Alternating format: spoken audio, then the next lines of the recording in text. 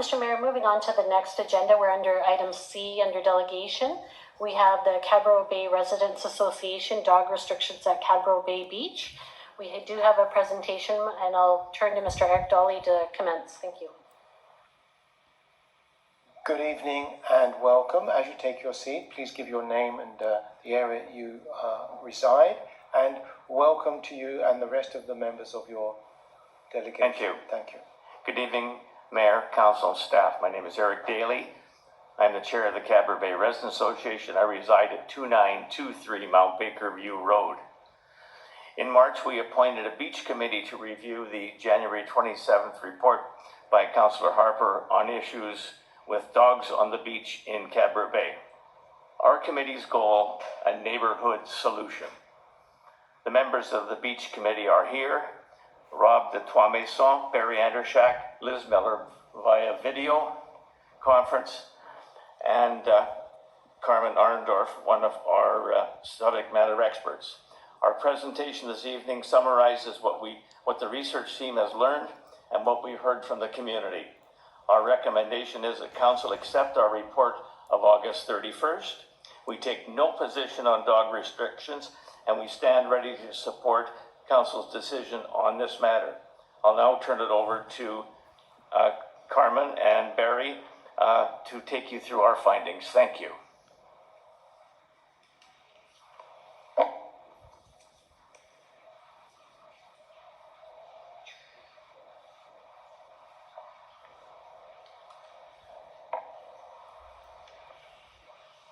Thank you, Mayor and Council. I will announce that we are in the same bubble. We've been working on this extensively together, so that is why we are not social distancing. And let me just pull up the presentation. I'm not sure I see it. Here.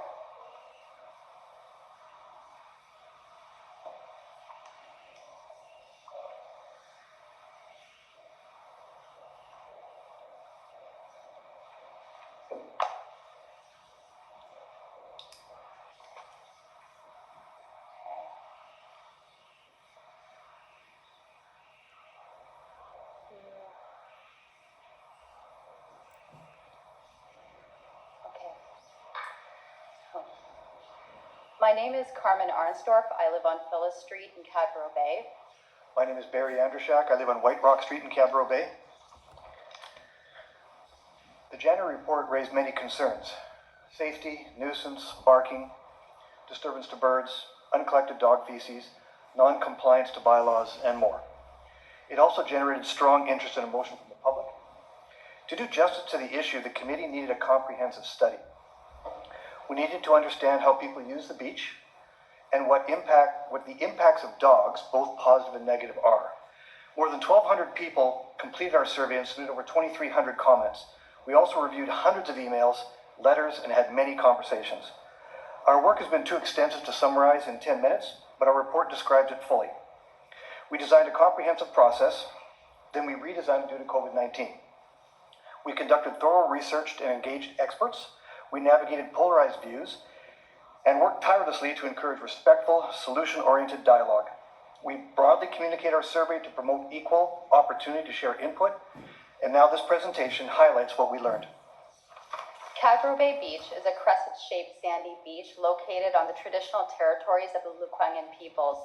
We acknowledge and respect the Songhees, Esquimalt, and Wasanich peoples whose historical relationships with the land continue to this day. There's also excellent park infrastructure thanks to Sanich's investments over many years. Both the park and beach are considered to be the heart of the Cadboro Bay neighborhood. It's also known as the only socially vibrant beach setting that permits dogs year-round in the vicinity of Cadboro Bay. Dogs are often considered to be part of the fun, going back many generations. The photo above is from a local community member showing her family on the beach in 1901 with their dog Fritz. The photo bottom right shows the popularity of Cadboro Bay on a summer day in the 1920s. It was a popular place even then. To this day, it remains a multi-use shared beach. Walking with and without dogs is common, but there are many activities that take place and that are enjoyed every single day. This photo of the East Beach is just one example. Kids playing in the sand, people on walks, a dog playing in the water, young adults playing spike ball and lounging with their friends and dogs, and a sailboat is floating by in the distance. One of the major challenges is that the very same situation that can bring joy to some can bring frustration, vigilance, and fear for others. Even if there's a high proportion of responsible dog owners, negative encounters with off-leash dogs can have a lasting impact. Cadboro Bay Beach is also shared with birds. All of the photos on this slide were taken on the same site visit around 7 a.m. on a day in May. It was a typical spring morning, a few people out on walks, most with dogs, and a high proportion were seniors. Over the same period, herons could be seen moving back and forth across the bay. A few weeks later, herons nesting in nearby Mystic Vale were photographed by John Waskew. A report for the province of British Columbia noted a long-time stable colony of herons in Mystic Vale. John's photos on the right were taken at Cadboro Bay Beach. There's also a federal dimension to the use of the beach. The dotted area below the high tide line all across the Victoria coast is within the Victoria Harbour Migratory Bird Sanctuary established in 1923 to control hunting.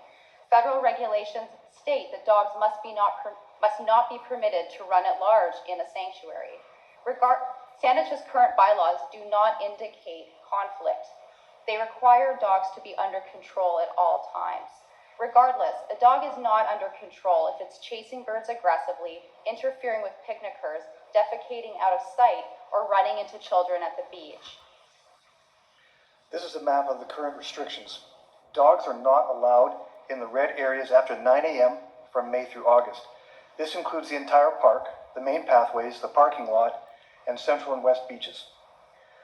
This restricts access by people with mobility issues and cuts off connections to Cadboro Bay Village for people walking with dogs. Dogs are allowed on the east beach year-round, marked by the green symbol. Leashes are optional. From May to August, people with dogs concentrate on the east beach, where it is shared with all kinds of users. There is only one way to access the east beach that is dog-friendly, a narrow pathway off of Tudor Avenue stemming from busy Cadboro Bay Road. It can get very congested. How can we improve? A neighborhood solution to us meant finding a configuration that balanced diverse interests. This slide here illustrates that there is a spectrum of options. Here we go. All of these options have trade-offs. They balance public interests differently, and they have different enforcement implications. Enforcement was an important theme raised by the public, and if restrictions are to be increased or extended to apply year-round, the need for more enforcement strengthens. Advice from Saanich bylaw, police, and the pound would be important to consider.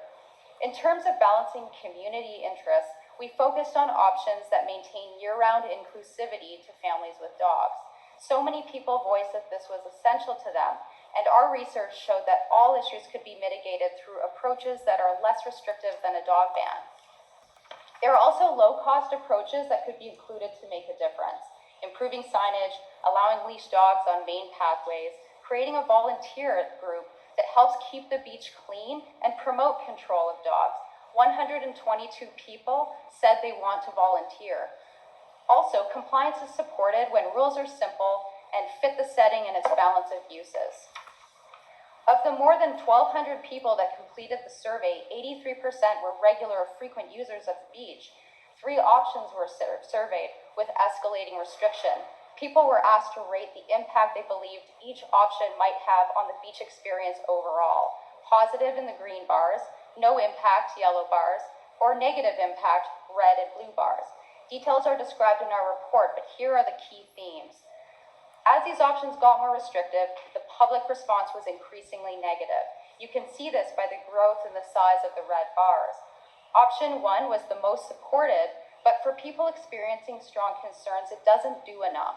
Option 2, a partial leashing hybrid, showed potential to strike a balance if it can incorporate public feedback and be more simply tuned. In option 3, 20% agreed that full leashing from May through Labor Day would have a positive impact, and a small subset wished to see full leashing year-round. This option also drew the most strongly negative response. Building on research findings and public comments received, 2 options were developed that merit further review. Option A, looking at this map, red means dogs prohibited, yellow means leash required, and green means leash optional. Option A keeps the status quo restrictions on the beach, opens a park path to leashed dogs, and includes improved signage, increased enforcement, and volunteers. It also extends the restricted period to be inclusive of the Labor Day weekend. This represents an incremental approach to improving on the status quo and was supported by the majority of survey respondents. Option B was not tested in the survey, but was created based on survey comments and our efforts to balance opposing views. Like in option A, it includes improved signage, increased enforcement, and volunteers. In this hybrid option, dogs must be leashed in all the yellow areas from May to Labor Day. The playground, the red section, would remain off limits to dogs. Off-leash dogs would only be allowed at the extreme ends of the beach, shown in green. These beach areas can be fully avoided by people who do not want to encounter an off-leash dog. This option expands accessibility for people with dogs and at the same time mitigates problems caused by dogs. They would be under the control of a leash in all prime areas and be less concentrated in one section of the beach. To conclude, I will say that this has been a contentious topic. And so we thank Saanich Council and everyone in the community who provided productive input. We hope this information helps you move this issue forward, and we welcome your questions. Thank you. Thank you. In a delegation, we're not actually going to have questions this evening, but we do appreciate receiving the delegation and the extensive amount that went on in the community to yield these results. With appreciation from council, thank you. And I do understand that, in fact, this originated from a council suggestion that this work could be looked at by the Community Association. Thank you. So, having said that, I'll hand this over to council. Councillor Harper. Thank you, Mr. Mayor, and thank you for your presentation. I believe the mayor's actually alluded to what my first question related to. When the CBRA agreed that it would undertake this process and council asked you to do so, I'm interested in what you saw as the challenges in your group undertaking this. And the other question that I have in terms of process, and I do have some other questions after this, we as councillors did receive a number of emails from people who didn't submit to you, and I'm sure you're aware of that. And so what was part of your process in term to try and ensure the privacy concerns of people who felt, as you pointed out, it's a contentious issue, who felt perhaps a bit threatened? What were your processes around that? So what were your challenges? Really, would you want to do this again? and how would you deal with privacy concerns, or did you deal with privacy concerns? Well, a core aspect of CBRA, or the Cadboro Residents Association Charter, is to engage community members on topics that impact Cadboro Bay. And so the idea originally, before COVID hit, was to hold an open house and to really create a good community forum for dialogue that builds an understanding across divergent perspectives. Because it was very clear coming out of the February council meeting that there was a lot of polarization in the community, and we really needed to build that appreciation across those different users of the beach. COVID really threw a curveball into the process, and so we changed gears, decided to conduct our research using observation data, using experts, and also relying on all of the public input received up until June, and put out a draft report that said, this is what we know as of now. We don't have this perfect, we need your input, we need to learn from the community, so please fill out the survey, give us the feedback, shed new light on these issues, which is what we moved into middle of June and into July, really emphasizing through various communication channels that we needed that public input. If a member of the community didn't want to submit to that survey, that is really a sad outcome for us, because we've been tirelessly reaching out to everyone we possibly could and wanting to reflect the views that we received. And that's the best we can do, is read the 1,213 views and try to balance that and present it in the most honest and straightforward way. And so we really hope that people will continue to engage our community processes and share their input, because that's how we learn and grow. I believe you had a second question. Well, it was, and I did mention this near the beginning of the process to members of the association, but which was, and you're saying it's unfortunate people didn't submit, and that's true, but if people wanted to submit but didn't want their data known, did you deal with that in any way? We disclosed in multiple formats that all personal and identifying information would be kept strictly confidential to the research team. The research team was disclosed as the members in the beach committee's draft report, and so that was the only group of people that would have access. Not even the broader CBRA director level would have access to that information. So it was kept extremely confidential. We did not disclose any kind of identifying information in our report. Okay, I just have one other question, and I guess it's almost a comment, and I'm sure you're familiar with this, but I'm assuming that you're aware of the events that have substantially overtaken this matter through the Canadian Wildlife Services, which has contracted a Victoria-based environmental consultant company to in fact undertake a study, not just of Cadboro Bay, but of the entire migratory bird sanctuaries, to do a study of the impact of at-large dogs on birds in the migratory bird sanctuaries. So I guess my question for you about that is, how do you see that fitting into where you are right now? Yeah, that's an excellent question. The original report that we were responding to and the public comments that have emerged from this process bring up many, many factors to consider. Recreational factors, environmental factors, bird, avian, wildlife factors, and also how can the beach be shared among people with very different interests. Some of those interests include environmental restoration. Some of those include health and lifestyle. And so as a municipality, you're faced with having to balance all of those various factors. The federal study, our understanding is that it looks at only one stream of information, which is the information that around how off-leash dogs might be impacting migratory birds. We don't have information on how long that study will take. We have reached out to the federal government asking for that, but we haven't heard back. And so I think at this point, the best thing we can do is reflect the community's views that we've received through these 1,200 survey responses, share those back with you, and allow you to deliberate on what you think is the best approach forward. But we are looking to balance multiple factors, and that is likely the issue before you, regardless of the outcomes of the federal study. So I guess a supplemental to that one then, has the CBRA considered in any way whether it wants to be involved in that process? This is new information for us, so I don't believe that we've talked about that unless Eric Dolly would like to comment further. Okay, and I ask that because, of course, the Migratory Bird Sanctuary is a federal sanctuary, and this is the federal government now. So I'll just leave it at that for now. And when questions are finished, I do have a motion, Mr. Mayor. Thank you, Councillor Harper. Councillor Chambers on questions. Thank you, Mr. Mayor. I would like to commend this community process. I have never seen such a survey undertaken by community before.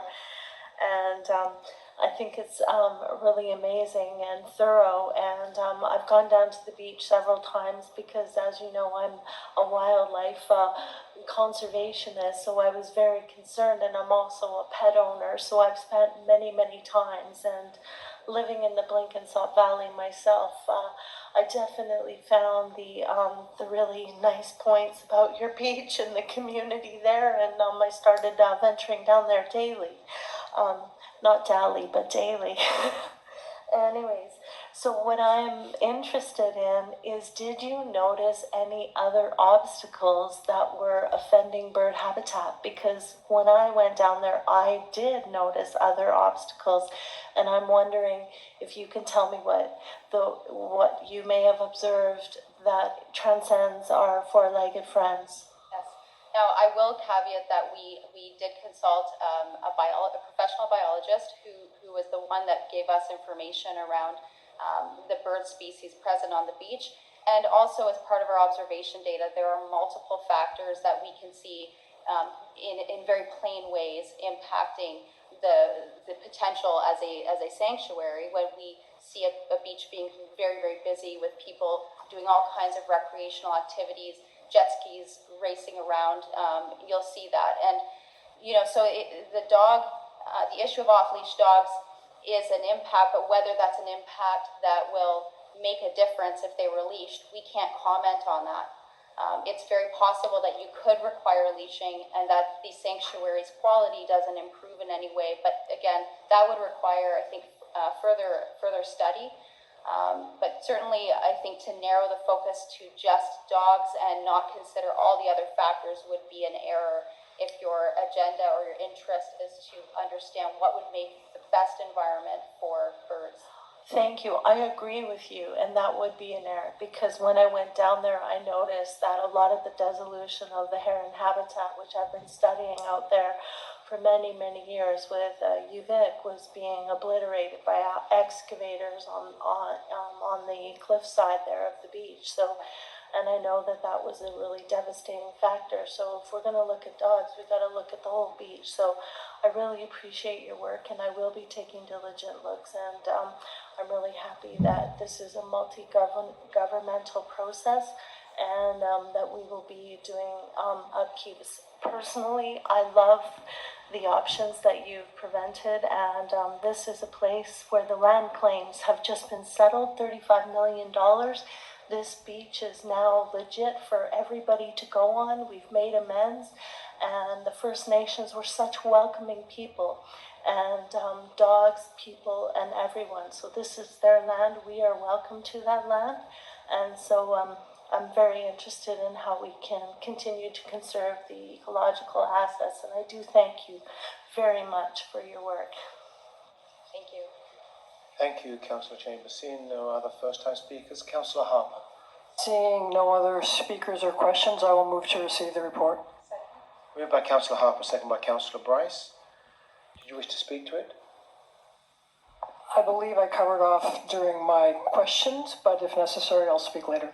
Okay, Councillor Bryce, a second.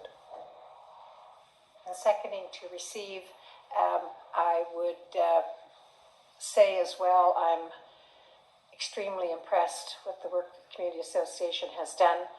It is a difficult task, one that I think your community has been exceedingly well served in, and we're fortunate that your group came together and did this work on our behalf.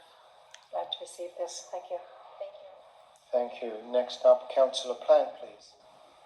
Thank you, Mr. Mayor. I will say thank you and then ask two questions. So sincere thanks to the Community Association for doing work that was very difficult, and I'm sure it was not easy. I have two questions. The first is to staff, and that second, the response may come back to them, to the mover.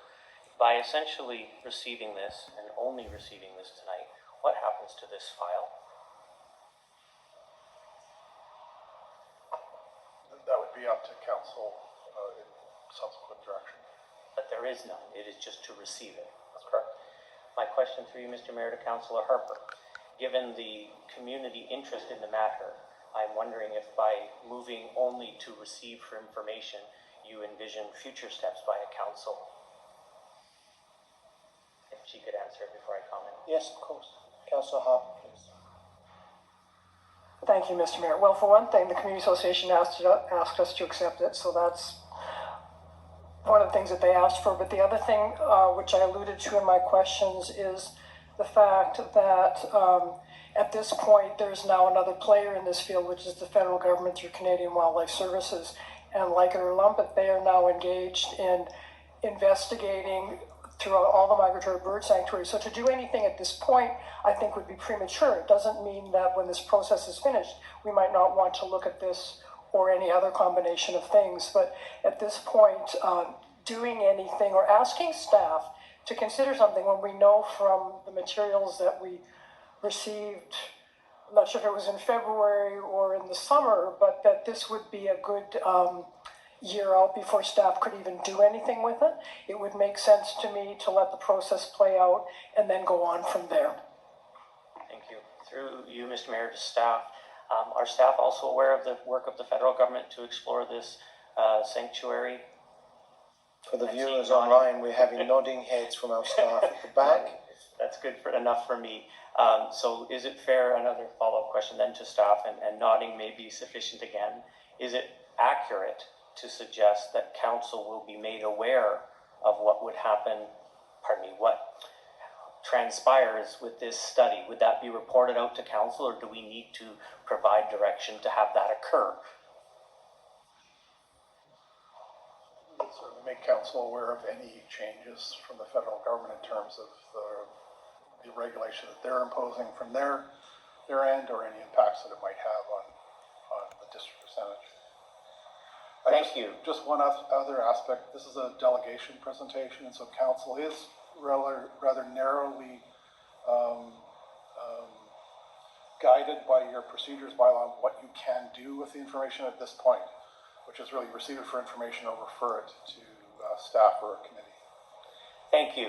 I am aware of the procedure bylaw and what we can do with delegations, and I thank you for the indication that staff would proactively update council. I think the motion, while well-intentioned and I will support, in the absence of direct commentary, which has been provided by staff to indicate that this will be coming back, although it was mentioned in the commentary, I think is inadequate because of so much community interest. Now that we hear we will be updated by staff when this is resolved by the federal government in their study, I find that this is adequate to just receive and not refer to staff at this time. Thank you. Thank you, Councillor Plant. Coming to Councillor Brownoff. Thank you, Mr. Mayor. First of all, I want to thank you. It was, I know, a difficult project, and these issues within community are very hard to try and smile and keep a straight face, but the process you went through was really quite fulsome, and I want to thank you for that. And then I know COVID hit and you couldn't do all the things you had planned on. So I do think the report is quite good, and some suggestions are good. What I'm looking forward to is to seeing what the migratory bird area that was in 1923 to control hunting of birds such as the brant, and dwindling numbers of geese and ducks were concerned. It'll be interesting for the federal government, who put this in place in 1923, to actually step up and, you know, maybe update it a bit, because there's not a lot of hunting of brant geese out there. So I'll look forward to seeing what kind of investment of time and energy the federal government does put into it. But thank you, and I didn't hear you, but I'm sure this report is available to the community members on your website as well, right? That's correct. Yeah, that's great. So thanks very much. Thank you, Councillor Brownoff. Councillor Chambers. Thank you, Mr. Mayor. Just 2 quick points. When I was down at the beach, I did see quite a few personal artifacts from private property owners on the beach, canoes, other things, and I'm wondering, so I have 2 questions, but I'm wondering if that was your experience, that you noticed that, in fact, there were a lot of property rights extending into the beach. I'm just interested in that. Property rights. Yes. Property rights. There are, well, the most obvious that has been somewhat improved is that there are derelict boats that you will see washed up on the beach that could last for many, many, many months, and leaking fuels and oils and other things into the bay. We do also see people securing boats onto the beach, and there are definitely a number of beachfront private residences that have various measures of walls, privacy walls that they will build, and you know, it's part of finding that balance with a very active public site, and so there is quite a bit of construction activity and development the entire spring period where we were doing our observation work, or I wouldn't say the entire, but the majority of it had very loud excavators running, so our videos include these sounds that are going on in the background, and so there is a lot of that kind of disturbance. Yeah, thank you very much. That was my experience as well when I went down there. It was a very loud bird sanctuary. The other thing is a question for staff, Mrs. Rickes. Do you happen to know the time factor on the federal bird study? Because I feel like we're just kind of sending them off into oblivion here.